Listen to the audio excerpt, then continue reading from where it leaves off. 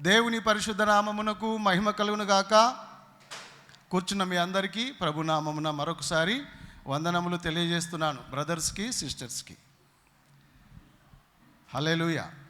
Bible గ్రంథంలో ఎన్ని పుస్తకాలు ఉన్నాయి? 66 పుస్తకాలు ఉన్నాయి. 66 పుస్తకాలతో బైబిల్ మరి నిండి ఉన్నది. ఈ 66 పుస్తకాలలో చివరి పుస్తకం పేరేంటి? ప్రకటన గ్రంథము. ప్రకటన గ్రంథము చివరి గ్రంథం. యేసయ్య రాకడతో ముడిపడి ఉన్నది. సంఘము ఎత్తబడే ఆ విషయాలతో ముడిపడి ఉన్నదన్నమాట. చివరి దశ. ప్రకటన గ్రంథంలో ఎన్ని సంఘాలు ఉన్నాయి? ప్రకటన గ్రంథంలో ఎన్ని సంఘాలు ఉన్నాయంటే 7 సంఘాలు ఉన్నాయి. ప్రపంచంలో ఉన్న సంఘములన్నీ కలిసి, ఈ భూప్రపంచం మీద ఉన్న సంఘములన్నీ కలిసి ఒక 7 సంఘాలుగా దేవుడు కుదించి చెప్పాడు. 7 సంఘాలు. 7 అనగా సంపూర్ణ సంఖ్య అని కూడా మనం గుర్తించాలి. 7 సంఘాలను దేవుడు పరీక్షించినప్పుడు 7 సంఘపు దూతలకు దేవుడు ఉత్తరము కూడా రాశాడు. 7 సంఘాలలో కూడా దేవుడు చూసినప్పుడు 7 సంఘాలలో ఏం కనబడింది? దేవుని కంటే తప్పు కనబడ్డది,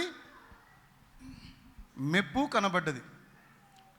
కొన్ని సంఘాలను దేవుడు పరిశీలించినప్పుడు తప్పు ఉంది, మెప్పు ఉంది. దేవునికి స్తోత్రం చెప్పుదాం. హల్లెలూయా.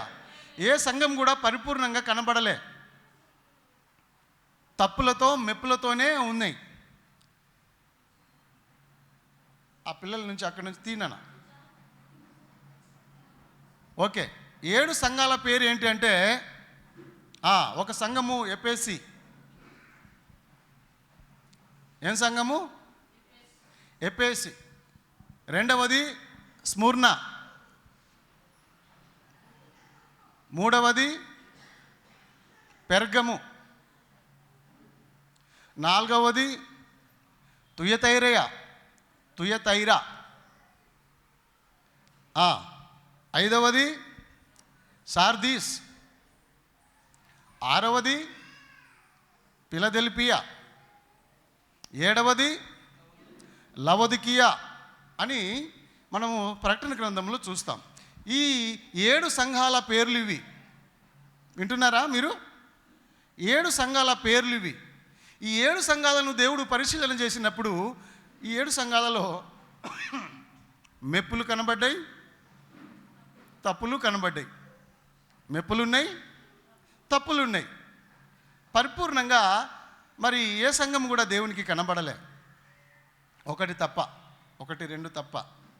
అన్ని సంఘాలు తప్పులతోనే కొన్ని మెప్పులు, కొన్ని తప్పులు కనబడ్డాయి. కానీ చివరి సంఘం పేరేంటి? లవొదికియా. లవొదికియా సంఘంలో మాత్రం అన్నీ తప్పులే, ఒక్క మెప్పు కూడా దేవునికి కనబడలే. వింటున్నారు కదా?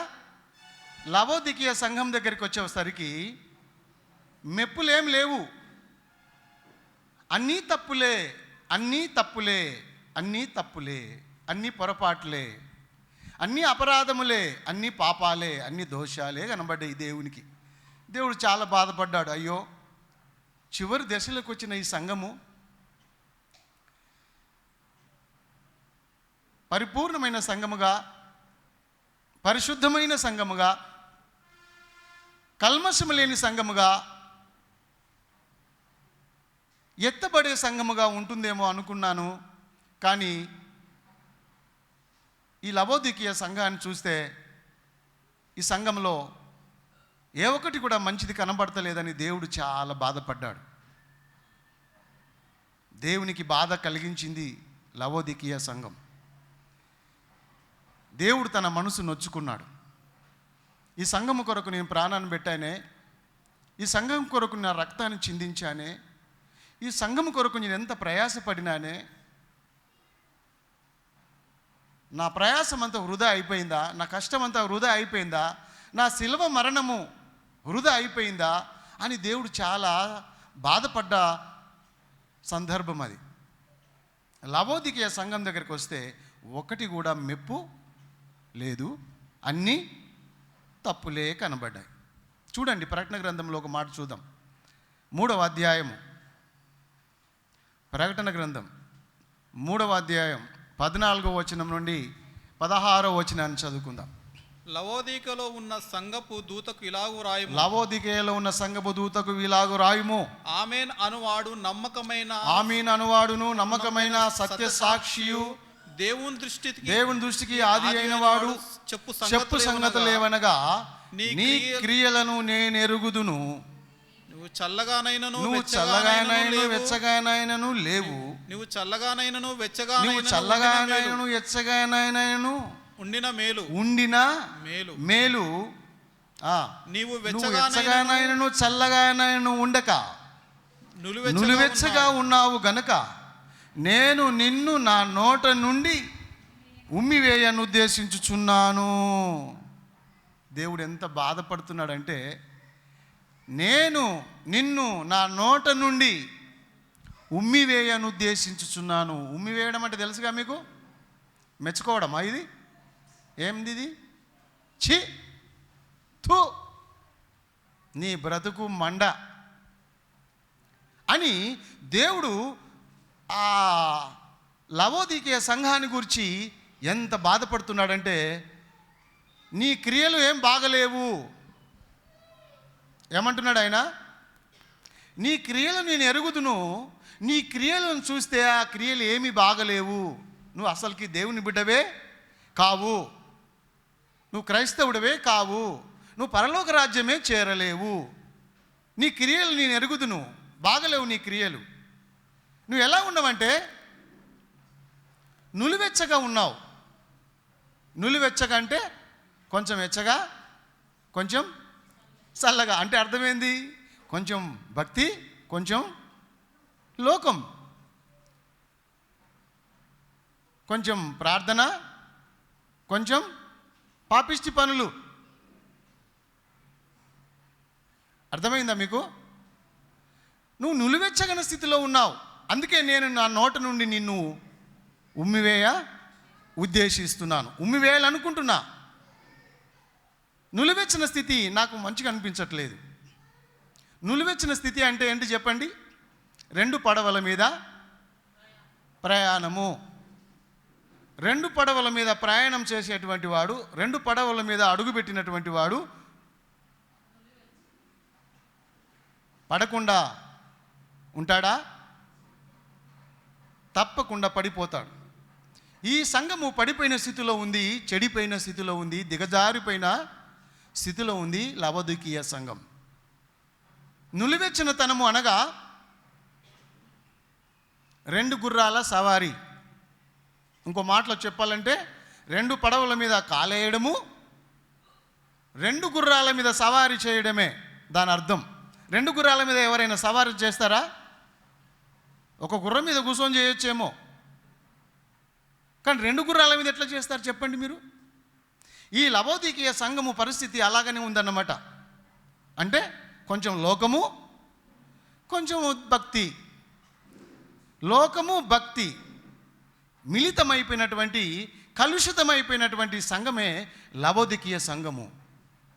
అందుకే దేవుడు చాలా బాధపడ్డాడు ఈ సంఘాన్ని చూసి. లవోదికీయ సంఘాన్ని చూసి చాలా ఆయన బాధపడ్డాడు. ఇది ఎలాంటిదంటే గోడ మీద పిల్లి లాంటిది. ఎలాంటిది చెప్పండి? గోడ మీద పిల్లి లాంటిది. అక్కడ లోకము, ఇక్కడ చర్చి. దేవుడు కావాలి, లోకం కావాలి, అవ్వ కావాలి, బువ్వ కావాలి, పాపం కావాలి, నీతిగా ఇది కావాలి, అది కావాలి, ఇది ఎట్లయితుంది? అట్లయితే అవుతుందా? అలాగా నులివెచ్చిన స్థితి దేవునికి ఇష్టం లేదు. అందుకే ఆయన అన్నాడు, నువ్వు చల్లగానైనను వెచ్చగానైనను ఉంటే నీకు మేలు అన్నాడు ఆయన. చల్లగా ఉంటే నీకు మేలు, వెచ్చగా ఉన్న నీకు మేలే. కానీ అటు లేవు ఇటు లేవు, చూసినావు, ఉట్టికి అందవు, స్వర్గానికి అందవు. నీ భక్తి జీవితం ఎలా ఉందంటే ఇది లాభం లేదు, ఇది వేస్ట్ ప్రయాసం. చేస్తే భక్తి కరెక్ట్గా చేయాలి, లేకపోతే పాపములో మునిగి తేలాలి. దేవుడు అదే అంటుండు, చల్లగానైనా ఉండు, వెచ్చగానైనా ఉండు, అది నీకు మేలు. అది ఎట్లా మేలవుతుందని నేను ఆలోచించా. మేలే. ఎట్లా మేలు చెప్పానా? వెచ్చగానైనా ఉండు, చల్లగానైనా ఉండు, అది నీకు మేలు. వెచ్చగా అనగా పరిపూర్ణమైన భక్తి, నీతి, యథార్థత, పరిశుద్ధత. బ్రతుకుతే క్రీస్తు కొరకే బ్రతుకుతా, చనిపోతే ఆయన కొరకే చనిపోతా, ఆయననే నాకు కావాలి అని పాటుపడి, ఆయన మీద ఆధారపడి, దేవుని ఆశ్రయించి నీతిగా, యథార్థంగా, పరిశుద్ధంగా బ్రతుకుతున్నటువంటి జీవితమే ఎచ్చటి జీవితం, వెచ్చని జీవితం. అది అలా ఉంటే నీకు మేలు. ఓకే, అది మేలే. మరి చల్లగా ఉంటే కూడా మేలు అన్నాడు కదా, ఇదేంటి అని ఆలోచిస్తే నిజమే. చల్లగా ఉంటే అనగా నువ్వు పూర్తిగా పాపాత్ముడవై, పాపాత్మురాలవై, పాపములో మునిగి తేలి సచ్చిన స్థితిలో నువ్వు ఉంటే నీకు మేలు. ఎందుకంటే ఆయనకు జాలి అయినా వస్తుంది, ప్రేమ అయినా వస్తుంది, దేవుడు నీ పైన కృపనన్న చూపుతాడు. నువ్వు పాపాత్మురాలవై, పాపాత్ముడవై లోకములో మునిగి తేలుతున్నప్పుడు ఆయనకు నీ మీద దయ పుట్టునేమో, కనికరము వచ్చునేమో, జాలి కలిగిన మన దేవునికి నీ మీద జాలి కలుగునేమో. ఎప్పుడు నువ్వు ఫుల్ పాపిగా ఉంటే, ఒక సమరయ స్త్రీలాగా, ఒక జక్కయ్యలాగా, పాపాత్మురైన స్త్రీలాగా నువ్వు ఒకవేళ ఉంటే ఆయన నీ కొరకు వెతుక్కుంటూ వచ్చి నిన్ను రక్షిస్తాడేమో. కానీ నువ్వు అట్లా చల్లగా లేవు కదా, పూర్తిగా పాపివి కావు నువ్వు. ఎలాంటి పాపివి నువ్వంటే దేవునికి నీ మీద కోపం వస్తుంది, జాలి వస్తలేదు. నువ్వు నులివెచ్చగా ఉన్నావు కాబట్టి అది దేవునికి నచ్చదు. నిజమే కదా? ఉంటే అటన ఉండు, ఆ గట్టుకుంటావా,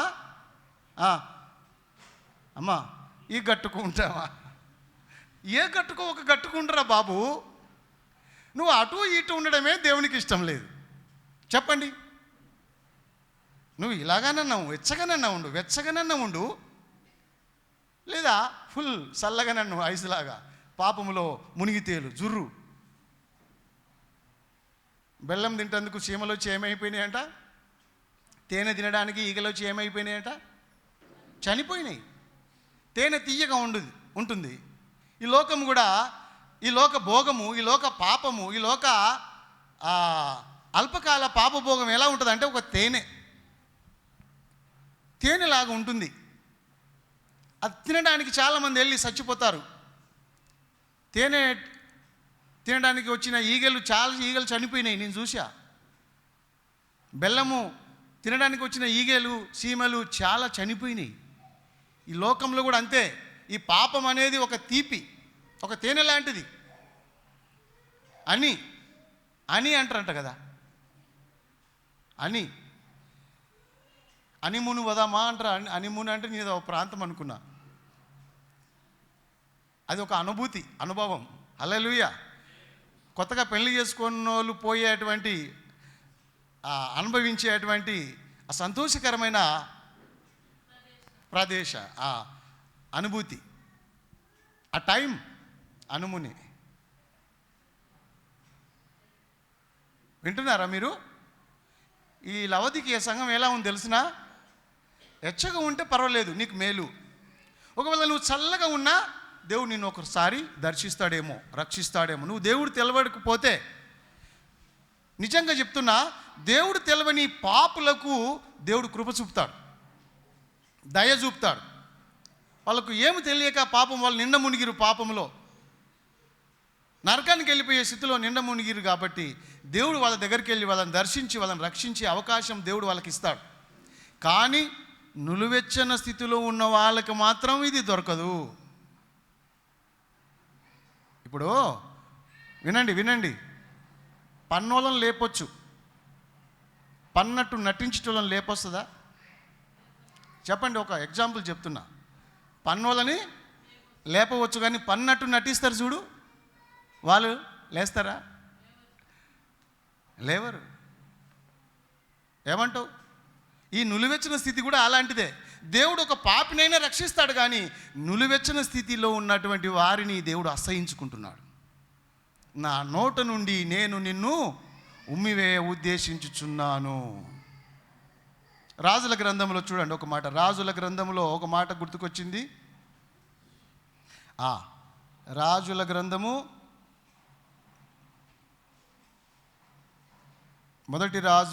రాజుల మొదటి గ్రంథం 18వ అధ్యాయము 21వ వచనం. ఏలియా జనుల దగ్గరకు వచ్చి ఏమన్నాడు తెలుసా?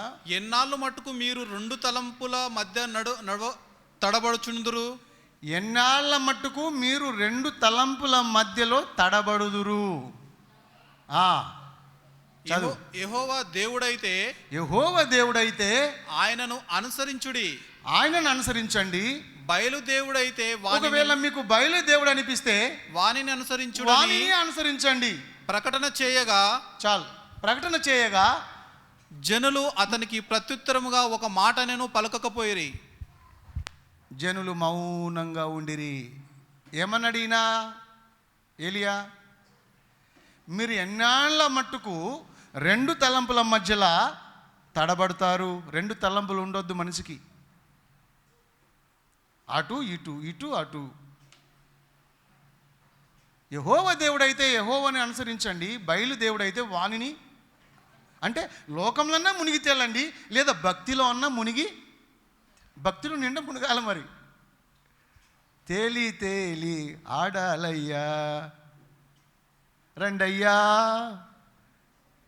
బోధకుడా. హల్లెలూయా. ఎట్లా? పాదాల కొలత సరిపోదయ్యా, మొకాల లోతు సరికాదయ్యా, ఈతల మునిగి లేవాలయ్యా, తేలి ఆడాలయ్యా.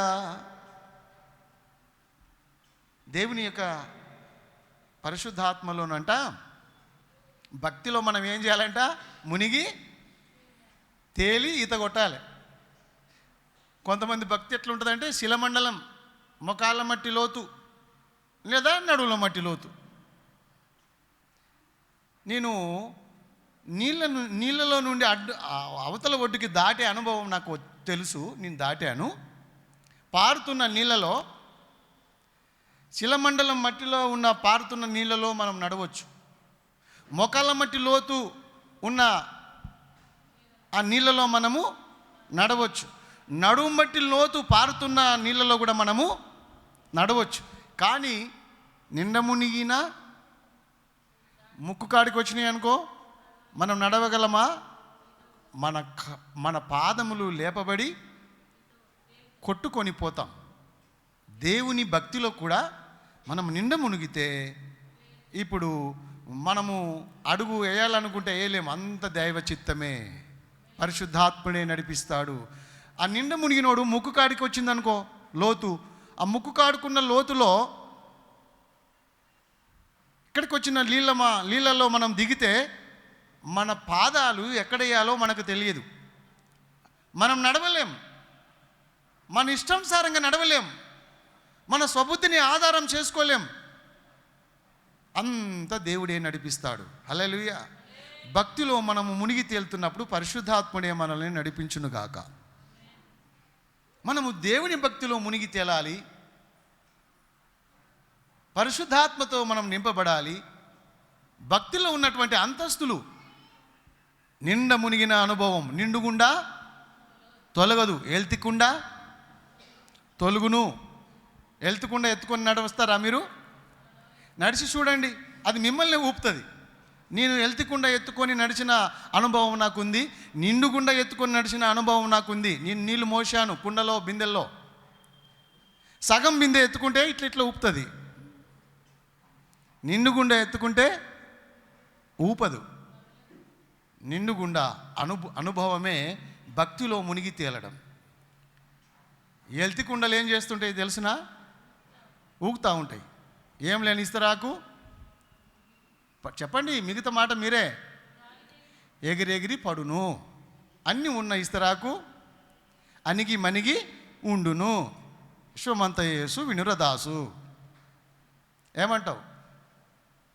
చల్లని పైసకు గీతల్లావు, పనికి మళ్ళలోనికి మాటల్ లావ్, చలన్ పైసలకి గీతల్ లావ్ అన్నట్టు భక్తిహీనులను గురించి మనం చూసినట్లయితే దేవుని బిడ్డలారా, మరి విపరీతమైనటువంటి పరివర్తన వాళ్ళలో ఉంటుంది, లోకానుసారమైనటువంటి పరివర్తన వాళ్ళలో ఉంటుంది. వాళ్ళు అటు కాదు ఇటు కాదు. అందుకే దేవుడు ఏమంటుండంటే, నువ్వు ఎచ్చగానైనను చల్లగానైనను ఉండిన నీకు మేలు. ఎచ్చగంటే భక్తిలో మునిగిదేలు, ప్రభు కొరకు బ్రతుకు, నీ జీవితం ఆయనకు అర్పించు. హల్లెలూయా. ఆయనకు సమర్పించుకో, ప్రభు కొరకు త్యాగం చేయి, తెగింపు, సమర్పణ, సజీవ యాగముగా ప్రభు కొరకు సమర్పించుకోవడమే వెచ్చనితనం. చల్లనితనము పాపములో మునిగి తేలడం, ఇష్టానుసారం. లవోదికీయ అనగా ఇష్టానుసారం, ఎవరి ఇష్టం వాళ్ళదేనట. లవోదికీయ సంఘంలో ఉన్న వాళ్ళందరూ ఎలాంటి వాళ్ళట? ఎవరిష్టము వాళ్ళదేనట. నా ఇష్టమే కిష్టపురం అంటారు కొంతమంది. నా ఇష్టం, నీ ఇష్టానుసారంగా నువ్వు బ్రతికినట్లయితే దేవుని బిడ్డలారా, అది నువ్వు ఇంకా శరీరానుసారివై ఉన్నట్టే. ఆత్మనుసారులు, ఆత్మలో మునిగి తేలినటువంటి వాళ్ళు దేవుడు పరిశుద్ధాత్ముడే వాళ్ళని నడిపిస్తాడు. ఈ దేవునిలో ఉండని వాళ్ళు లోకంలోనే నడుస్తూ ఉంటారు. ఇక్కడ ఒక విషయాన్ని మనం చదువుకున్నాం, ఏంటంటే ఎన్ని రోజులు ఎన్నేళ్ళు మీరు రెండు తలంపుల మధ్యలో తడబడతారు అని అడిగితే, ఏలియా అడిగితే ఒక్కరు కూడా ప్రతి ఉత్తరము ఇయ్యలేదంట. అంటే వాళ్ళు రెండు తలంపుల మధ్యలో ఉన్నారు కాబట్టి.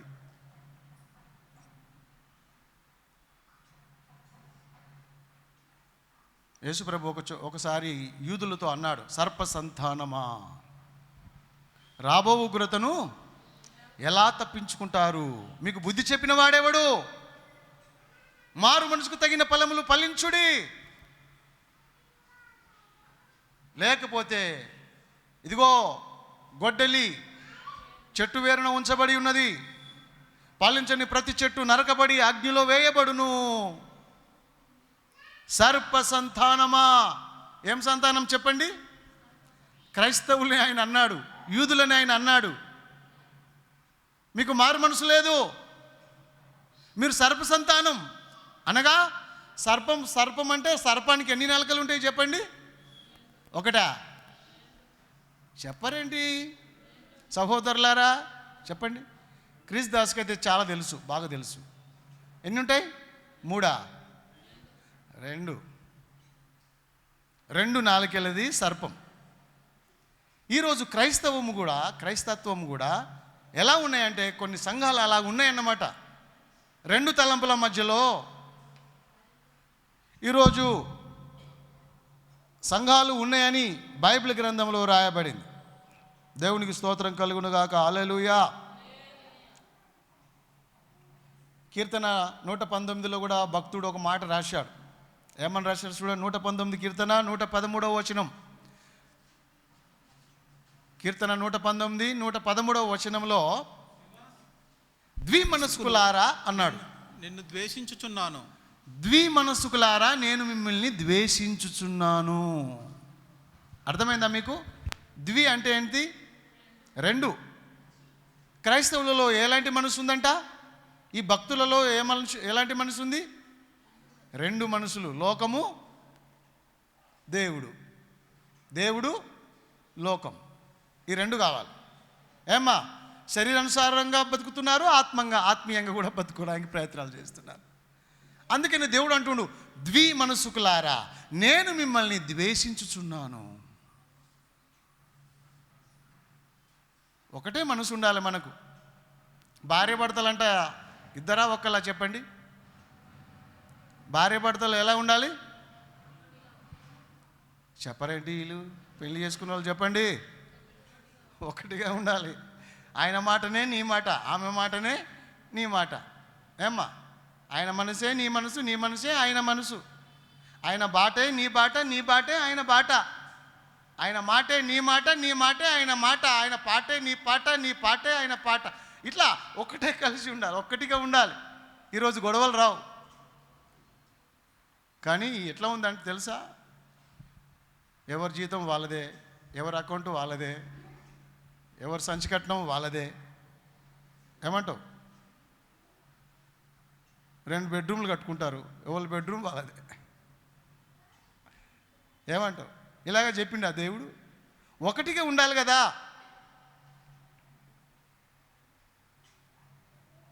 ఒకటై ఉండాలి. క్రైస్తవులకు ఒకటే విశ్వాసం. 2 విశ్వాసాలు ఉన్నాయా? విశ్వాసం ఒకటే, బాప్తిస్మము ఒకటే. కొంతమందికి 2 సార్లు బాప్తిసం ఇస్తూ ఉంటారు, వాళ్ళు తీసుకుంటూ ఉంటారు. అది కరెక్ట్ కాదు. 2వసారి బాప్తిసం ఎందుకు నీకు? ఆ పాస్టర్ మంచిగా లేదు, నేను ఇస్తుందా? ఈయన ఇస్తాడంట బాప్తిసం, ఈయనది మంచిదంట. నువ్వేం బాప్తిసం ఇస్తావా పాస్టర్ గారు?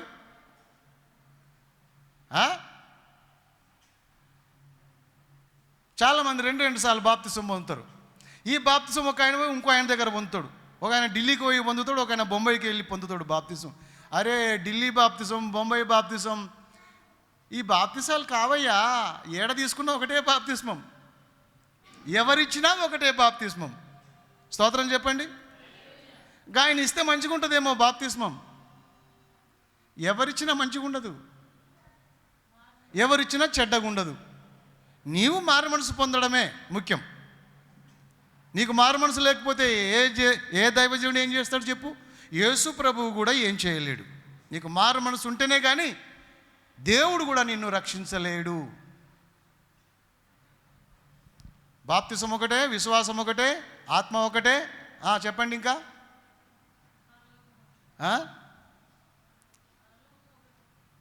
దేవుడు ఒకడే, పరలోకం ఒకటే, విశ్వాసం ఒకటే.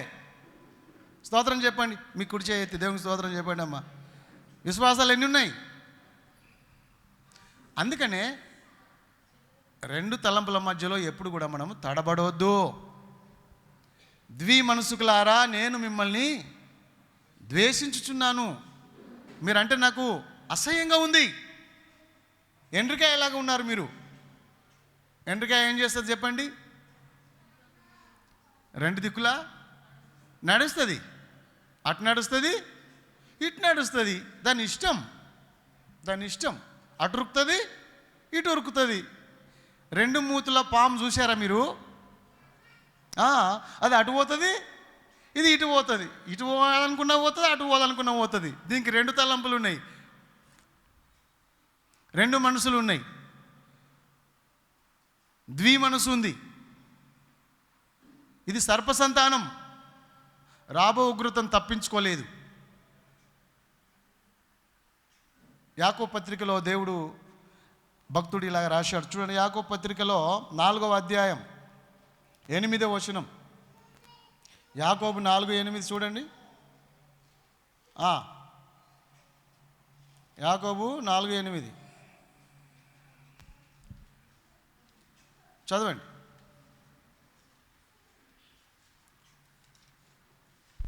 ఏంది అందరూ సైలెంట్ అయ్యారు?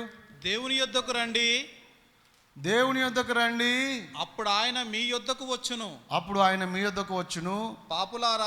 పాపులారా మీ చేతులను శుభ్రం చేసుకొనుడి. ద్విమనస్కులారా, ఇక్కడ కూడా రాశాడు, ద్విమనస్కులారా మీ హృదయమును పరిశుద్ధపరచుకొనుడి. హల్లెలూయా. ద్విమనస్సు 1:7లో కూడా ఈ మాట చూడొచ్చు. యాకోబు పత్రిక 1:7లో కూడా ఈ మాట ఉంది. ఏమన్నా తెలుసునా? అట్టి మనుషుడు ద్విమనస్కుడై తన సమస్త మార్గముల యందు అస్థిరుడు గనుక ప్రభు వలన తనకి ఏమైనను దొరుకునని తలంచుకొనరాదు. ప్రభు అతనికి ఏమీ చేయలేడు. ద్విమనస్కులారా, నేను మిమ్మల్ని అసహించుకుంటున్నాను. ప్రభు వలన మీకు ఏమి దొరకదు. ద్విమనసుకు ఉండొద్దు. భక్తి సగం ఉండొద్దు. భక్తి చేస్తే గట్టిగా చేయాలి. సచ్చినా బ్రతికినా ప్రభు కొరకు బ్రతకాలి. నిలబడి ఉండాలి. ఏమ్మా, నోటిని కంట్రోల్ ఉంచుకోవాలి, కళ్ళను కంట్రోల్లో ఉంచుకోవాలి, పరివర్తన చెందాలి. పరిశుద్ధమైన జీవితం జీవించడానికి మనం ప్రయత్నం చేయాలి. ఎవరైనా మనల్ని తిడితే చెవులు మూసుకోవాలి, చెవులలో పత్తి పెట్టుకోవాలి, నోట్లో నీళ్ళు పోసుకోవాలి. ఏమ్మా, నేను వినలేదని వెళ్ళిపోవాలి. ఏమంటివి అనుకుంటూ పోవద్దు. అది క్రైస్తవ లక్షణం కాదు. ఏనుగు పోతే ఎన్ని కుక్కలు మొరగవి అనుకోవాలి. అనుకుంటే నీకెందుకు, వినకుంటే ఓరా అని చెవులకు చెప్పుకోవాలి. ఈరోజు మనము కరెక్ట్ అయిన జీవితాన్ని, భక్తిని మనము సాధనం చేయాలి. భక్తి సాధనం చేయాలి. చర్చికి వచ్చి పోగానే భక్తి కాదు ఇది. అమ్మా, ఇంట్లో భక్తి ఉండాలి, బయట భక్తి ఉండాలి, మన చూపులో భక్తి ఉండాలి, మన నోటి మాటలో భక్తి ఉండాలి, మన ప్రవర్తనలో భక్తి ఉండాలి, మన జీవితంలో భక్తి ఉండాలి. భక్తిని సాధనం చేసుకుంటూ ముందుకెళ్ళాలి. అప్పుడే పరలోకం దొరుకుతుంది నీకు, లేకపోతే దొరకదు. స్తోత్రం చెప్పండి. ఓకే. అందుకనే లవోదికీయ సంఘాన్ని గురించి దేవుడు చాలా బాధపడ్డాడు. ఇంకా ఆ లవోదికీయ సంఘం దగ్గరికి వెళ్దాము. చూడండి ఏమన్నాడు చూడండి. 17వ వచనం చూడండి. నీవు దౌర్భాగ్యుడవు, దిక్కుమాలిన వాడవు. ఆగండి, ఇక్కడ ఆగండి. ఈ లవోదికీయ సంఘాన్ని దేవుడు ఏం మాట్లాడుతున్నాడు? అదృష్టవంతురాలు అంటుండా? దౌర్భాగ్యుడవు. దౌర్భాగ్యుడు అంటే అర్థమైంది. దౌర్భాగ్యుడు అంటే దుర్భరమైనటువంటి పరిస్థితుల్లో ఉన్నటువంటి వాళ్ళనే దేవుడు మాట్లాడతాడు. దౌర్భాగ్యుడా, భాగ్యుడవు కాదు నువ్వు, దౌర్భాగ్యుడవు. పాపముల చేత, అపరాధముల చేత చచ్చిపోయి నిరంతరమైన సావు కొరకే నువ్వు సిద్ధపడుతున్నావు, నరకంలో కాలడానికి. దౌర్భాగ్యుడా. ఎలా ఉందంటే ఈ సంఘము దౌర్భాగ్య పరిస్థితి. అందుకనే నువ్వు దౌర్భాగ్యుడవును. తర్వాత రెండవది ఏమంటున్నాడు ఆయన? దిక్కుమాలిన వాడవు. ఇదైతే ఇంకా చాలా భయంకరం. దిక్కు లేని వాడవు. నువ్వు అనుకుంటున్నావేమో నాకు బంధువులు బలగం ఉందని, నాకు లోకస్తులు ఉన్నారు అని అనుకుంటున్నావా? అన్నదమ్ములు ఉన్నారు అనుకుంటున్నావా? అమ్మ, నువ్వు అక్క చెల్లెళ్ళు ఉండరు అనుకుంటున్నావా? చెప్పండి. బలగం ఉంది, బలం ఉంది అనుకుంటున్నావా? దిక్కుమాలిన దానవు, దిక్కుమాలిన వాడవు. ఆ స్థితిలో నువ్వు ఉన్నావు. అవునా కాదా? చెప్పరేంటి? యేసుక్రీస్తు ప్రభు జీవితంలో లేనటువంటి మనిషి దిక్కుమాలినోడే. యేసుని నమ్మని వ్యక్తి, యేసుక్రీస్తు ప్రభువుకు తన హృదయాన్ని అర్పించని వ్యక్తి, ఆ సృష్టికర్తనైన దేవుని నమ్మని వ్యక్తి దిక్కుమాలినోడే అని మనం గ్రహించాలి. యేసు నీ జీవితంలో లేకపోతే, సహోదరుడా, సహోదరి, యేసు ప్రభు నీ జీవితంలో లేకపోతే, ఆ పరిశుద్ధాత్ముడు నీ జీవితంలో లేకపోతే నువ్వు దిక్కుమాలిన వాడవు, దిక్కుమాలిన దానవు. మా అమ్మ ఉంది, మా అయ్య ఉన్నాడు, అన్నదమ్ములు ఉండరు, అక్కచెల్లెలు ఉండరు, బంధువులు ఉండరు, మిత్రులు ఉండరు, స్నేహితులు ఉండరు, శ్రేయభిలాషులు ఉండరు అనుకుంటున్నావా? ఒక్కడిని ఎంబడరాడు సచ్చినాక. నువ్వు చస్తే ఎవడని వస్తాడా? ఇదంతా ఒట్టిదే, ఇదంతా భ్రమ. వాళ్ళున్నారు వీళ్ళున్నారు అనుకోవడమే ఒక భ్రమ. నువ్వు భ్రమలోనే బ్రతుకుతున్నావు. ఇంకా వాళ్ళ మీద నువ్వు ఎప్పుడు ఆధారపడొద్దు, మనుషులను ఆశ్రయించొద్దు. అన్నదమ్ములైనా, అక్క చెల్లెళ్ళైనా, బంధువులైనా, మిత్రులైనా, స్నేహితులైనా, శ్రేయభిలాషులైనా, లోకంలో ఎవరైనా నీ వారు కారు. నీ వాడు నీ దేవుడే. ఆయన నీలో ఉంటే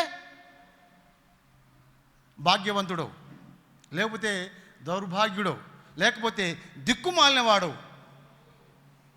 అందుకే భక్తుడు అంటాడు, యెహోవా నీ దిక్కునకు చూసి నా ఆత్మను ఎత్తుకొనుచున్నాను. ఎక్కడ చూడాలి మనము? తూర్పు దిక్క. ఏమయ్యా, తూర్పు దిక్కు చూడాలా? గుమ్మము ఇల్లు కట్టుకుంటే అటే పెట్టుకోవాలి కదా. గంగ దిక్క,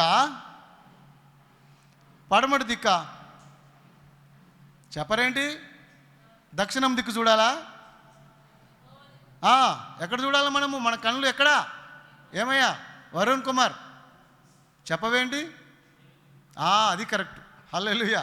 చాలా రోజులకు ఒక మంచి మాట చెప్పాడు. స్తోత్రం చెప్పండి. అది దేవుని దిక్కు చూడాలి మనం. విశ్వాసులు అయినటువంటి వారు ఆయన దిక్కు చూడాలి. కొండల తట్టు నా కన్నులు ఎత్తుచున్నాను, నాకు సహాయం నుండి ఎక్కడ వచ్చును? నాకు సహాయం ఎక్కడి నుండి వచ్చును? యెహోవా వలననే నాకు సహాయము కలుగును. ఆయన భూమి ఆకాశములను సృజించిన వాడు. స్తోత్రం చెప్పండి. ఆయన వైపు చూడాలి, కొండల వైపు కాదు, మనుషుల వైపు కాదు, పరిస్థితుల వైపు అసలు చూడొద్దు. గాలి తుఫానుల దిక్కు చూడొద్దు, మునిగిపోతావు, జాగ్రత్త. ఈ లోకభోగాల వైపే చూడొద్దు, కళ్ళు మూసుకొని నడవాలి. యేసు ప్రభువు నువ్వు నీ హృదయంలో ఉన్నాడనుకో, నువ్వు ధన్యురాలవు. లేకపోతే దిక్కుమాలిన దానవు, ఒంటరిగా చచ్చిపోయి నరకంలో కాలుతావు, జాగ్రత్త. యేసు ప్రభుని కలిగిన వాళ్ళే ధన్యులు, అదృష్టవంతులు. లేకపోతే దిక్కుమాలినోడు, ఎవరు నీకు దిక్కుండడు. ఇంకా మూడవ మాట అక్కడ ప్రభు అంటున్నాడు లవోదికీయ సంఘాన్ని, నువ్వు దౌర్భాగ్యుడవు, దిక్కుమాలిన వాడవు. అగో